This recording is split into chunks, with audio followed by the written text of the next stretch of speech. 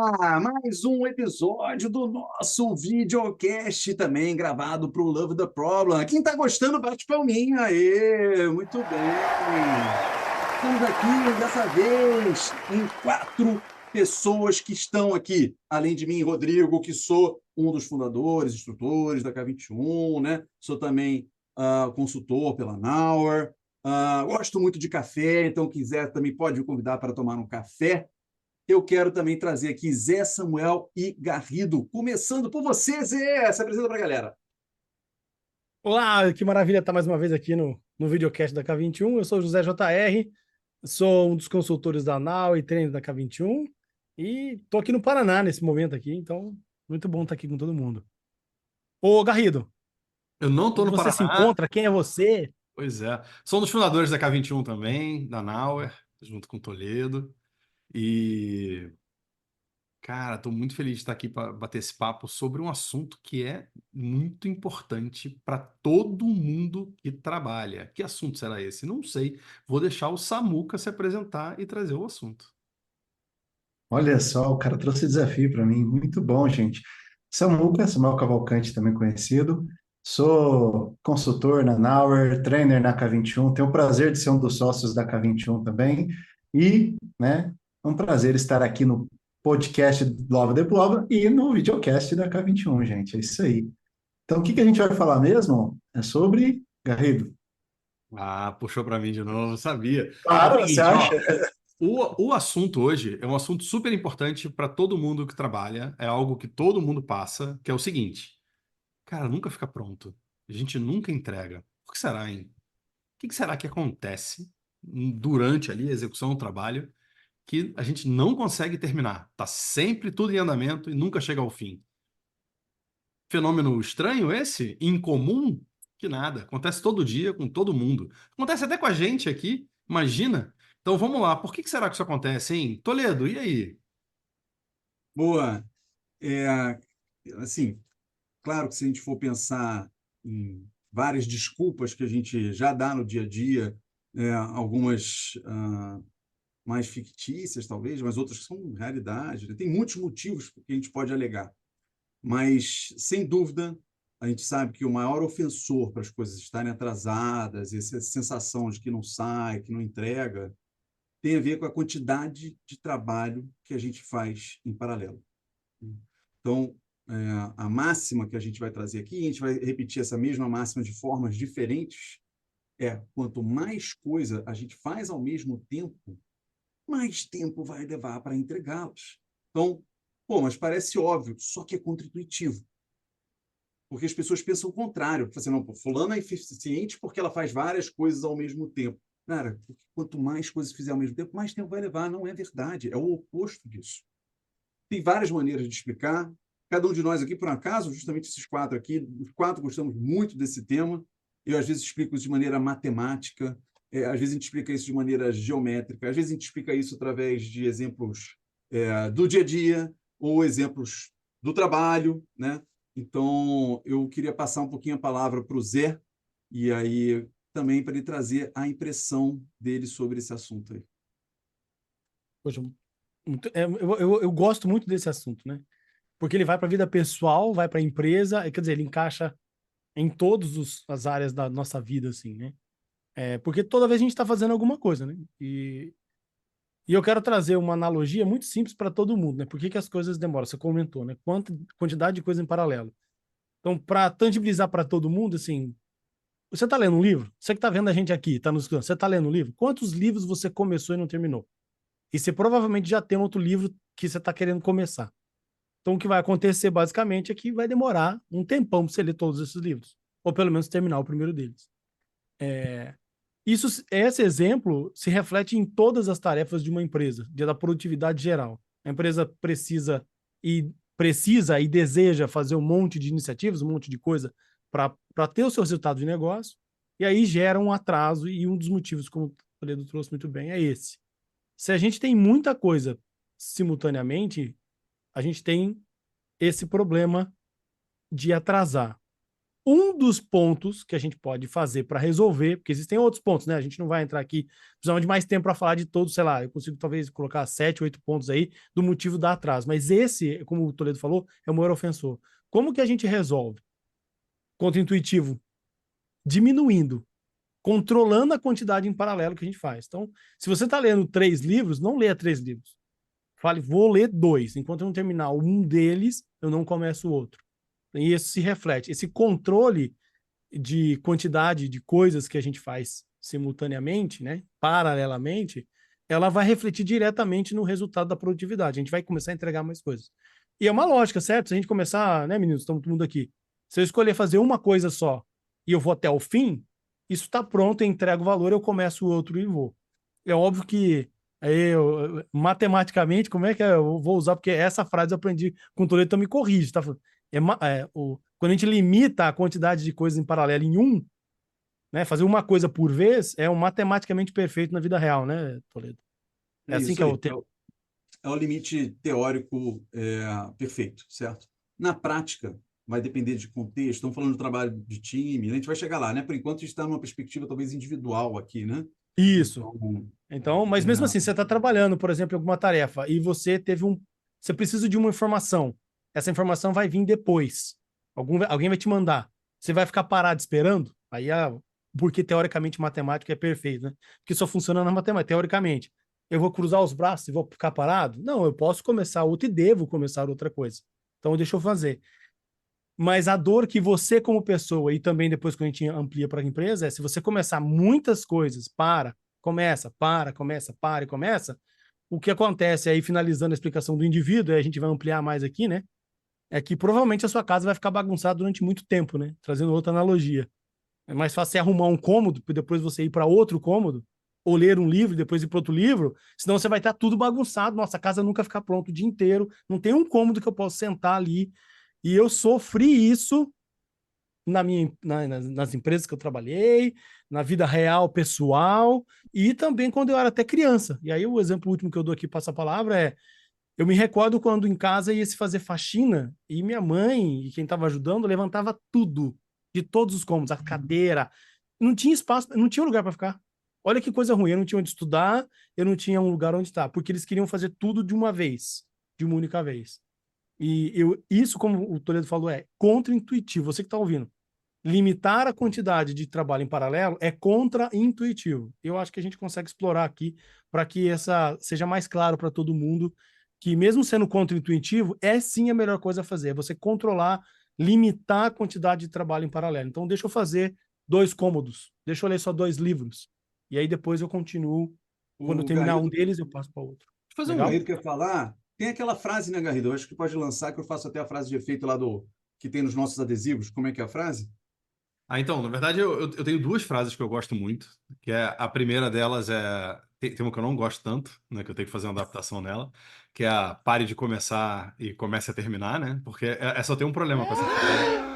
Uau! Eu tenho um problema com essa frase, Uau. que é parei de começar, não vou começar mais nada. Não, agora comece a terminar. Não, você falou para não começar mais nada. Eu tenho uma dificuldade com essa frase. Então, pare de começar e passe a terminar. Aí eu acho que faz mais sentido. Mas aí, o que vocês estão dizendo aqui, então, para fazer o resumo, é o seguinte: é, quanto mais coisas a gente faz em paralelo, mais tempo leva para cada uma ficar pronta. Tudo bem. Mas, ao mesmo tempo, a gente valoriza, e é uma questão cultural nas organizações, a gente valoriza enormemente aquelas pessoas que estão em 5 projetos ao mesmo tempo. Como se isso fosse sinal de produtividade. Tipo, nossa, Samuca tá em 7 projetos. Pô, o cara é uma máquina.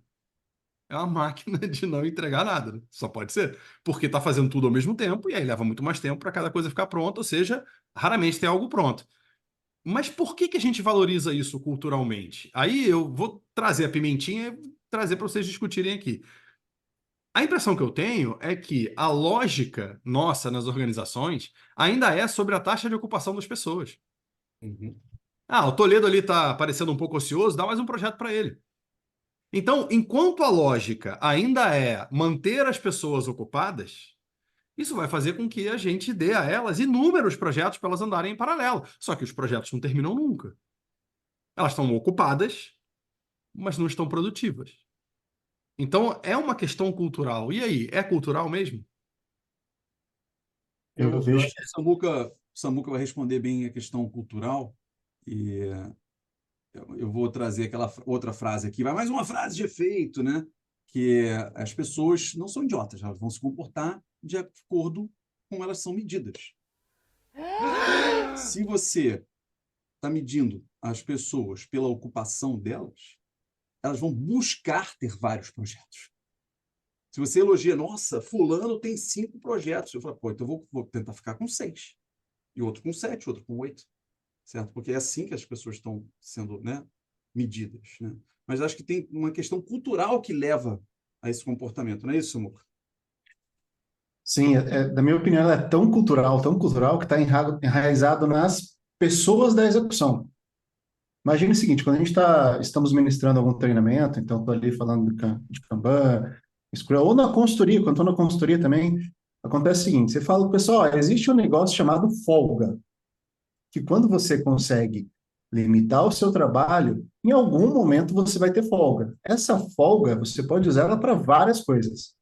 A cara das pessoas, a expressão facial das pessoas na hora que você fala de folga, é tipo assim, não, eu não posso ficar parado, eu vou ser demitido. Não. E as pessoas procuram trabalho para fazer. Mas aí, esse trabalho que ela procurou, para que é? O que vai trazer de benefício? O que ele vai trazer de resultado? Muitas vezes elas mal sabem o porquê que elas estão fazendo aquilo que já está na lista de ser feito, né? Que é saber o porquê você faz o que você está fazendo, né? Essa é outra conversa aqui, que pode ter um outro assunto para o nosso videocast. E aí eu saio me ocupando, nada sai. E aí eu gosto de fazer, sugerir um exercício para as pessoas. Quando eu estou ministrando treinamento de produtividade e agilidade, eu gosto de sugerir um exercício que, inclusive, vocês três podem fazer aí também e tal, porque a gente imagina que tem o trabalho só da empresa, né? Mas não tem só o trabalho da empresa. Já parou para pensar a quantidade de coisas que você tem para fazer fora da empresa? E aí isso consome a gente durante o dia, porque você está lá durante o dia trabalhando, aí você sai para o almoço, você lembra que tem que fazer alguma coisa. Na hora que você volta para o trabalho, você não está 100% ali. E aí o exercício é o seguinte, faça uma lista de tudo que você acredita que tem que ser feito fora da empresa. Dificilmente essa lista vai ser menor do que 20 itens. Eu fiz, tá? Eu fiz, e aí a galera aqui em casa viajou, o meu backlog voou, assim, né? Porque tinha uma lista enorme de coisas para fazer, e aí voou. Desde trocar uma lâmpada até arrumar o escritório, né? Que, por exemplo, o escritório está uma bagunça, até arrumar o escritório. Isso consome a gente no dia a dia, isso consome espaço de memória e consome a nossa energia cotidianamente. Então, nossa, eu varei bastante coisa aqui, né? Zé? eu queria adicionar uma coisa que você trouxe e aí trazer até uma realidade. Agora no Carnaval eu tive a oportunidade de estar com 3 executivos. E aí a gente, na vida conversando, acabamos conversando sobre trabalho. Acabou entrando dificuldade. E um dos assuntos foi parecido exatamente com o que a gente está falando aqui, mas na verdade eles estavam olhando sobre por que que as coisas culturalmente tem que trabalhar a cultura da produtividade dentro da companhia. Essa foi mais ou menos a pergunta que eles fizeram. Que está conectado com aqui. E aí a pergunta que o Garri também trouxe, né? Por que está introduzido culturalmente, que conecta com o que o Rodrigo falou sobre a gente é medido de um jeito e a gente busca essa medida, é que quando a gente tem esse trabalho em paralelo, as pessoas buscando a ocupação, o que acontece, isso é provado cientificamente, fica aí, vamos colocar o link aqui também, eu tenho esse artigo da HBR, né, da Harvard Business Review, eu estava explicando para eles que essa taxa de ocupação ela é ilusória para o olhar do gestor, então do executivo, do gerente, ele acha que está todo mundo trabalhando, mas o que ele está buscando, na verdade, o que a empresa precisa, não é ter todo mundo trabalhando, é ter todo mundo ajudando a trazer resultado de negócio. E aí é uma visão míope, achando que ocupar vai fazer com que eles tragam resultados de negócio. Se você ocupa, e aí entra o que o Samuel falou, tá todo mundo trabalhando a 100%, não tem a folga, né? Eu não consigo trabalhar, estudar, aprender algo novo para melhorar os processos internos E aí o que vai acontecer é que eu estou focado na operação, fazendo vários itens separadamente, e aí, agora um termo técnico, tá? O tempo que leva para as coisas fazerem, ela é composta por dois tempos, se a gente for olhar, que é o momento que as pessoas efetivamente estão trabalhando naquele item e o momento que aquele item de trabalho, aquela tarefa, está parada, esperando alguém para trabalhar. E quando a gente metrifica usando dados, aí sendo pragmático mesmo, o que acontece é que o tempo de espera das coisas é extremamente muito maior do que realmente leva para se fazer alguma coisa. E aí o exemplo mais simples que eu posso trazer e passar a palavra aí para qualquer um que quiser complementar é, se você pede alguma coisa para alguém. Então, um exemplo que eu gosto de dar muito quando estou na consultoria ou no treinamento é, eu chamo lá o Garrido, exemplo aqui, né? Faz aquele relatório XYZ que você faz sempre e tal. Então, ele já conhece o que ele precisa fazer. Que hora você me entrega? É 11 horas da manhã, na hora que você está fazendo, o gestor, né, o líder, ou quem quer que seja lá está pedindo. E aí ele vai pensar, pô, aquele relatório eu já fiz, pá, 1 hora eu vou levar. Ele vai lá e fala, meio-dia e meia eu entrego, 1 hora da tarde tá aí, eu mando por e-mail para você. E aí o Garrido começa a trabalhar naquele relatório. No meio do caminho, o que acontece na vida real é que o Toledo vai lá, cutuca o Garrido, fala, ô Garrido, vem aqui, vamos conversar um pouquinho, me ajuda aqui com o negócio, por favor, rapidinho, rapidinho. Aí o Garrido vai ajudar lá o Toledo, 1 hora depois ele volta para trabalhar na tarefa. Então aqui a explicação mostra que, na verdade, ele começou a trabalhar, mas ficou 1 hora parado. Aí ele volta a fazer a tarefa. Só que aí já dá quase 1 hora da tarde, certo? Ele tá morrendo de fome. O Samuel vem e fala: ó, o presidente da empresa marcou uma reunião urgente, vamos lá resolver. Aí o Garrido sai, vai resolver. Quando é 6 da tarde, ele volta. Aí já aquele, né? E ficou pronto que horas? Era meio-dia e meia, que ficou 1 hora da tarde. Se a gente metrificar, esse tempo todo parado é extremamente maior. Então, essa é um dos grandes motivos porque a gente acha que colocar as pessoas, ocupá-las, vai ser um benefício e, na verdade, é contra-intuitivo, porque, na verdade, você está atrasando cada vez mais as coisas. Tudo que está Eu, na lista que começou e não terminou vai ficar com um tempo grande. Quem ia falar eu, eu, complementar aí? eu tô lembrando de uma coisa na hora que você estava falando isso sobre tempo, né, de espera, ação, e eu lembrei de uma vez que estava no workshop executivo com o Toledo, se não me engano, em um grande banco brasileiro. Eu não lembro qual banco é, não vou, né, entrar aqui em detalhes, mas eu lembro que o Toledo fez a seguinte pergunta para os diretores, e nós estávamos com 7 ou 8 diretores na sala e o diretor-geral. E o Toledo fez a seguinte pergunta: quantos projetos estão acontecendo em cada diretoria? Lembra disso, Toledo? Não sei se você vai se recordar disso. Dos 8 diretores, só um tinha resposta. Os outros 7 não tinham a menor ideia do que estavam acontecendo. E aí, assim, né? Muita coisa parada, muita coisa em execução, só que não tinham visibilidade daquilo também, Zé. Qual a importância disso, Toledo? Legal. Acho que é muito bacana, porque a gente está falando muito do problema, né? Então, você está trazendo um pouquinho já né, uma pincelada da solução, que tem a ver com Uhum. visibilidade, certo? Eu preciso ter essa informação, né? Preciso ter esse número. E aí, dois exemplos práticos aqui também, né? Ah, primeiro, sobre a ocupação. Uma vez, né, também consultoria numa telecom, eu também não vou falar o nome, mas estava fazendo uma transformação digital. Oi, você falou alguma coisa aí, Guerreiro? Não. Que aí chegou e, é, e nada saía. Nada saía, nada saía. Eles nos chamaram. E uma das coisas que a gente foi perceber, eu falei, cara, eles tinham uma cobrança muito sobre ocupação, até porque tinha um nível de terceirização, então como é que era remunerado e tal. Então eles tinham esse número fácil, eu consegui achar esse número. A taxa de ocupação deles, pasme, estava em 120%, porque eles pagavam horas extras para as pessoas. Então você chegava lá, 7, 7h30 da noite, estava um alvoroço, todo mundo trabalhando, mas nada sai. Porque era tanta coisa acontecendo em paralelo, né? E aí, já trazendo a mesma perspectiva que o Zé trouxe do indivíduo, estou trazendo aqui para o grupo. A pessoa termina a parte dela e joga para um outro, e já começa a fazer outra coisa, e o outro está trabalhando em outra.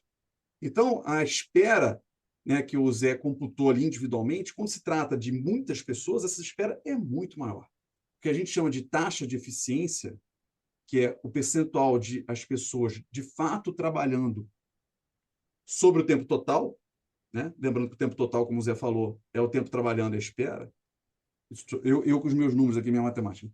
Mas a taxa de eficiência é muito comum, quando chega para medir nas empresas, ser menor do que 5%.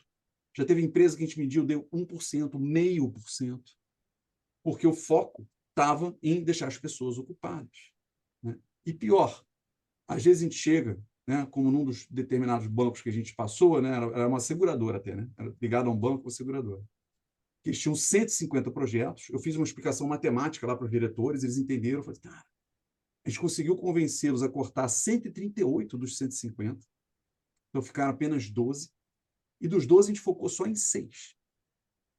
E num deles, na primeira entrega, né, uma sprint depois, digamos, 2 semanas depois, já trouxe para a empresa 5 milhões recorrentes mensais.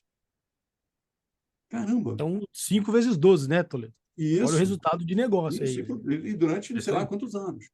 Agora, esse projeto, o que estava acontecendo antes? Ele estava num monte de 150, ninguém estava enxergando ele. Estava lá parado, porque tem um monte de coisa acontecendo. Quando você reduz, não tem só o benefício das coisas começarem a sair. Traz por obrigação a priorização, que é outro assunto para outro episódio, certo? Muito bom. Toledo, tem um estudo da Microsoft, um artigo da Microsoft, que fala sobre 5.971 desenvolvedores de software.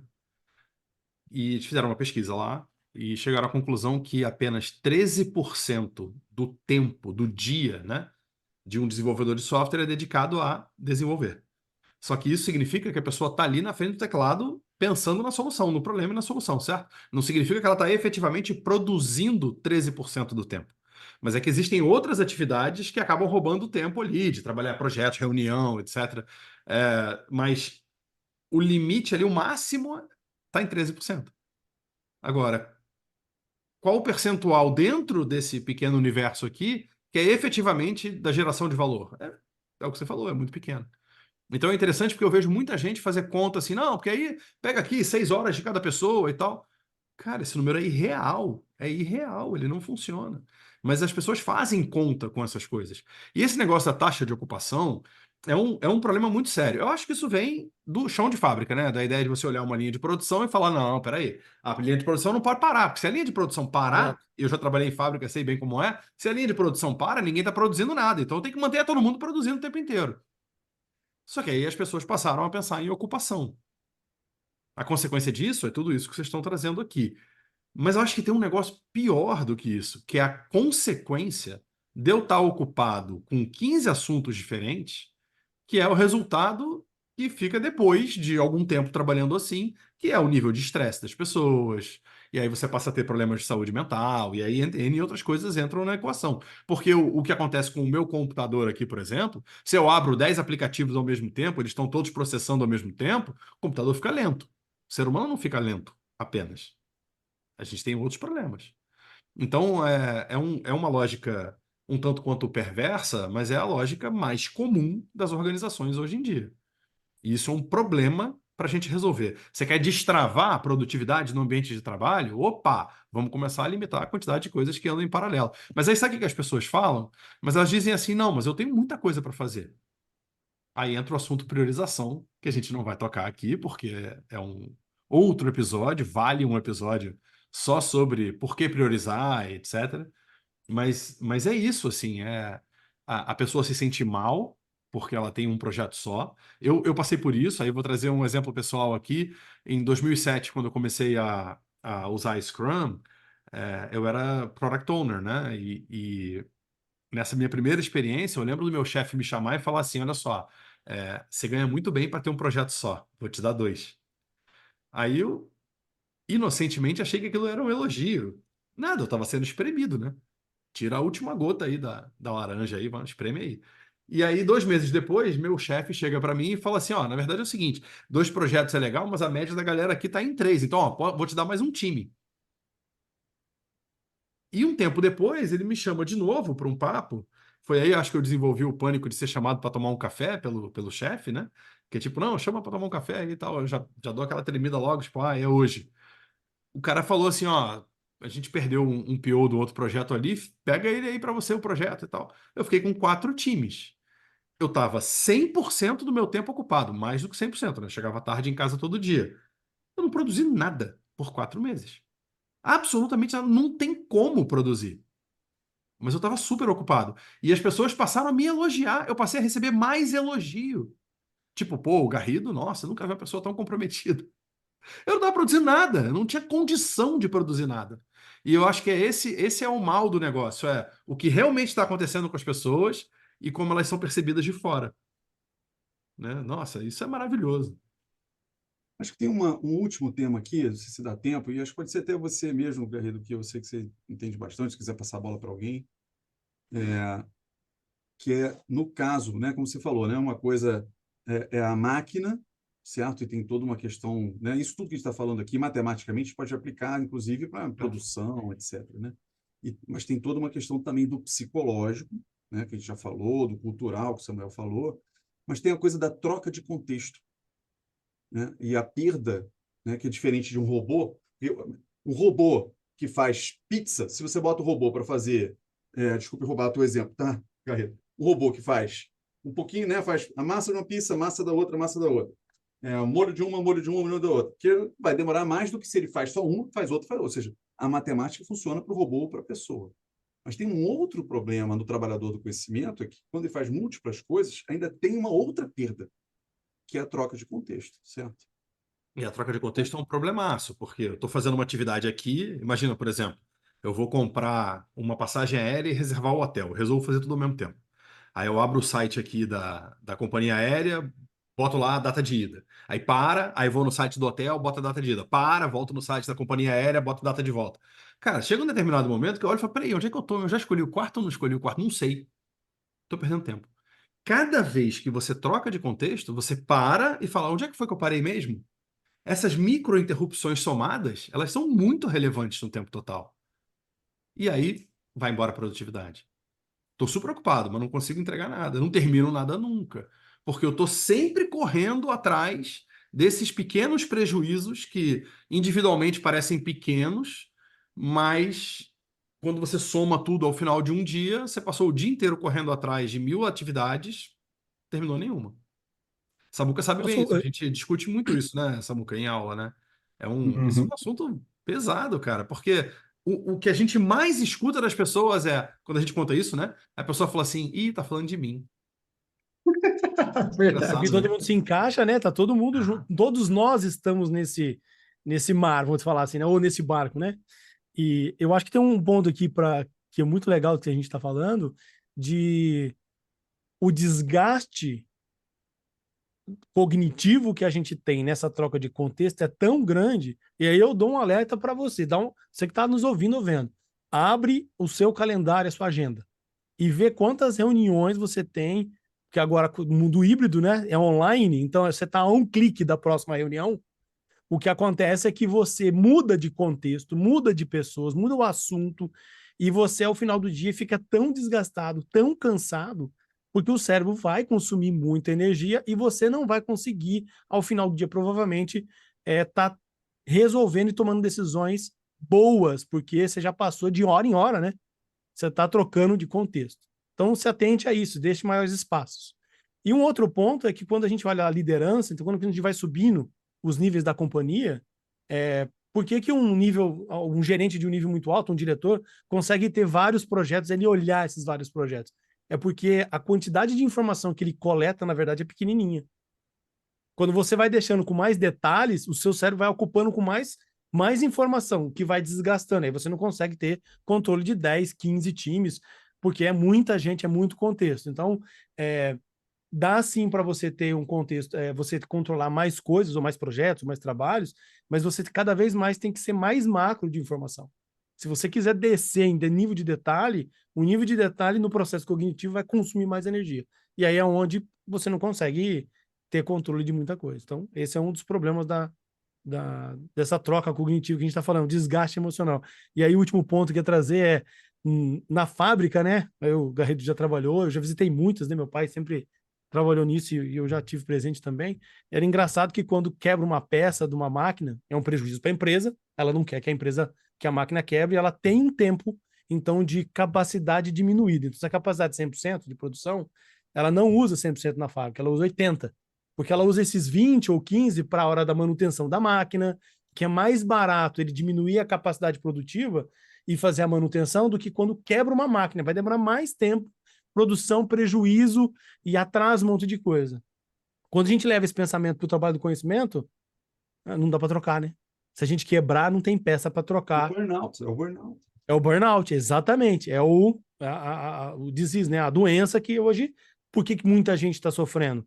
Exatamente porque o seu calendário, a sua agenda que você está olhando, ou que você olhou durante ouvir a gente falando aqui, tá de hora em hora. Você não tá tempo para o seu cérebro descansar. Você precisa. Então, é um dos motivos da gente limitar o trabalho simultâneo que a gente está falando aqui, né? Em paralelo. É também isso para que, se a gente quebrar, não tem peça para trocar. O prejuízo para você, pessoa, é grande, e para a companhia, a falta que você faz também vai trazer um prejuízo muito maior para a companhia do que você trabalhar com uma carga menor. Léo, eu quero trazer duas coisas complementando o que você trouxe. Primeiro, eu vou falar da última, que é sobre, primeiro, o que é trabalho em progresso, né? O que é trabalho em progresso? Trabalho em progresso é tudo que você começou e não terminou. Eu lembro quando eu fiz o treinamento de Kanban com o Toledo há muito tempo atrás, né? Toledo, não sei se você lembra, no Rio. Essa frase ficou muito gravada, bem gravada na minha cabeça.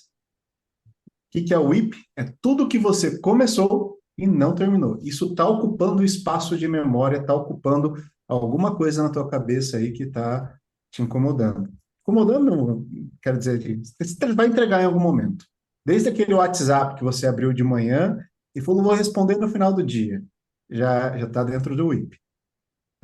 Até aquele grande projeto da empresa que a gente tem que entregar. E uma outra coisa que você comentou, Zé, sobre a diferença da concentração do ponto de vista da operação e da alta liderança. Então, quem está na alta liderança consegue olhar vários projetos ao mesmo tempo, né? E muitos líderes, alguns líderes, né, que eu conheço, e eles ficam assim, pô, eu não consigo entender por que aquela pessoa não consegue fazer duas coisas se eu estou aqui com 10 projetos. A diferença é exatamente isso que o Zé trouxe, a granularidade e o nível de atenção que você tem que ter em cima. Uma pessoa que está na execução, prestando muita atenção naquilo, se ela ficar migrando de um projeto para o outro, ela vai perder muito tempo, como o Garrido falou. E aí não vai sair nunca. Volto lá no assunto inicial, né? Aí não sai nunca, porque esse tempo de espera vai ficar enorme. E ela não vai ter condição mesmo de estar olhando 5 coisas. E aí, limitar isso é uma das grandes saídas para a gente resolver o trabalho. Fala, Garrido. Duas coisas, né, para a gente já ir fechando aqui nosso papo. Isso que você falou agora me lembrou de um episódio, aconteceu, já tem bem mais que 10 anos isso. Meu chefe, na época, chegou para mim e falou assim, vem cá, quanto tempo leva para fazer esse relatório aí? Aí eu falei assim, acho que mais 1 hora eu termino. Aí ele falou, mas eu faço em 15 minutos. Aí eu me lembro que eu arrastei a cadeira e falei assim, legal, qual time que eu vou gerenciar, já que você vai fazer o relatório? Ele não gostou muito da piada, mas é isso, é tipo, cara, se você faz melhor do que eu, faz você então, né? Porque é exatamente essa visão do eu faço tudo mais rápido, então faz, pô. É isso. Agora, o estilo de liderança tem muito a ver com esse problema, porque aquela pessoa que é líder, tipo dealer do poker, né, croupier, que tá só distribuindo trabalho para todo mundo o tempo inteiro, ela tá com o mindset de ocupar as pessoas o tempo inteiro. Então você que é líder, cuidado. Qual é o seu estilo de liderança? Pensa nisso, porque é super importante entender o seguinte: se você é a pessoa que tá gerando em todas as outras o comportamento do nossa, eu tenho que estar ocupado, se não vem mais trabalho, olha aí, a fonte do problema pode estar por aí. Então pensa com carinho nisso. A gente tem que tomar muito cuidado mesmo, porque é o contraintuitivo que a gente está dizendo aqui. Se você quer aumentar a produtividade, diminua a quantidade de coisas em paralelo. Mas a gente vai falar isso 200 vezes aqui e é muito importante que as pessoas entendam isso. Porque ao entender isso, a gente consegue destravar os mecanismos que levam à construção, por exemplo, de equipes de alta performance. Tem outras características importantes, está aí, ó, mais uma dica de episódio. Vamos gravar sobre isso também, times de alta performance. Mas para chegar lá, a primeira coisa que a gente tem que fazer, e a mais simples de todas, só não é tão simples porque é uma questão cultural, que é vamos diminuir a quantidade de coisas que a gente realmente faz em paralelo para a gente conseguir entregar mais e entregar mais cedo, cada vez mais cedo. E é isso. Nosso tempo esgotou por aqui. Deixa eu agradecer aqui a esse grupo que está sempre junto, batendo papo. Obrigado, gente. Valeu. E até o próximo episódio.